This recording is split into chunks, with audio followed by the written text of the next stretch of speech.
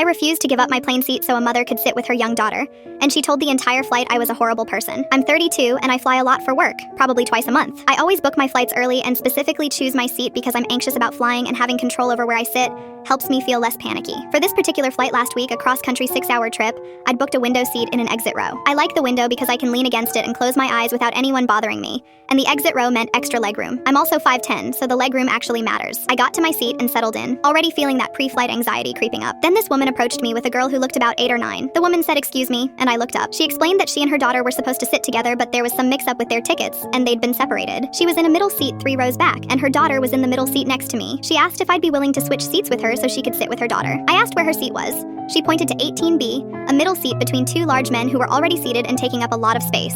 No extra legroom, no window, just a middle seat on a 6-hour flight. I said I was sorry, but I'd specifically booked the seat in advance, and I wasn't comfortable switching. The woman's face changed. She said, "It's a long flight and she's only 9. I need to be able to sit with her." I felt bad, but I also thought that wasn't really my problem. I said, "I understand, but I paid extra for this seat specifically. Maybe you could ask someone else or talk to the flight attendant about finding 2 seats together somewhere else." She got this tight smile and said, "So you're really going to make a little girl sit alone away from her mother for 6 hours?" I said her daughter wouldn't be alone.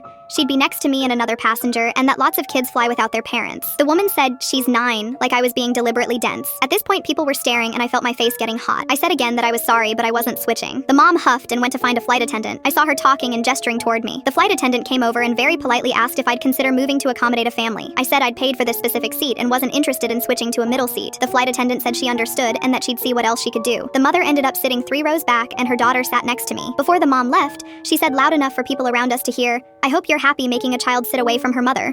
Really kind of you." The daughter was fine, honestly. She had an iPad and headphones and barely looked up the entire flight. She didn't seem scared or upset at all. But about an hour in, the mother came up to check on her and gave me this look like I was some kind of monster.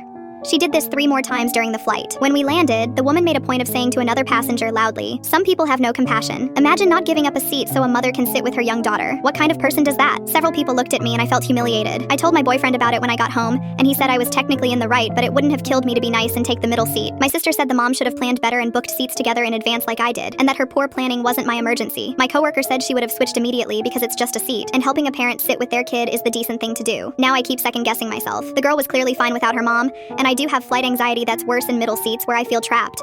But I also keep hearing that woman's voice saying I have no compassion. My boyfriend said I'm overthinking it, but also that if it had been him, he probably would have switched to avoid the drama. I don't think I did anything wrong by keeping the seat I'd paid for and specifically selected, but the way everyone on that plane looked at me made me feel like I'd done something terrible. Am I the asshole?